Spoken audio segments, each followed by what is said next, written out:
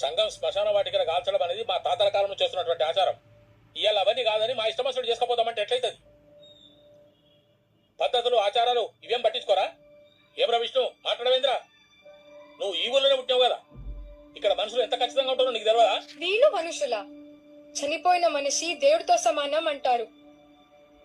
అలాంటి దేవుడికి కులానంటగట్టి సాధిస్తున్నారు. వీళ్ళు మనుషులు ఎలా అవుతారు? అయితే పెళ్లి దగ్గర లేకపోతే చావు దగ్గర, ఈ రెండు విషయాల్లోనే కాదు విలాటే సాగేది. ఇప్పుడు కూడా నాన్న ఎదిరించాడని కాదు, ఎవరైనా కులం గీత దాటితే ఇదే గతి అని చెప్పడానికి ఇదంతా చేస్తున్నారు. అందుకే ఈ పరిస్థితి ఎవ్వరికీ రాకుండా ఆ పొలం ఈ ఊరి కోసం ఇచ్చేస్తా. నాన్నతో మొదలు పెడదాం.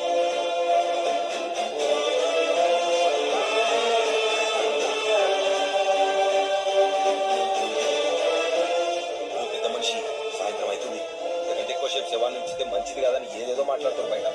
జల్దీ తెచ్చురు కదా పంచాయతీ. గదే ముచ్చట. ఒక్క నిమిషం బాబాయ్. నిర్ణయం అయిపోయింది సర్పంచ్ సాబ్. ఆ పొలాన్ని ఊరోళ్ళ కోసం ఇచ్చేస్తాం. అదే నా చెల్లి నిర్ణయం.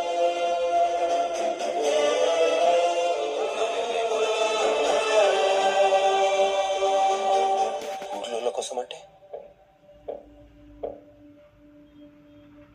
కులంతో సంబంధం లేకుండా, చిన్న పెద్ద అని చూడకుండా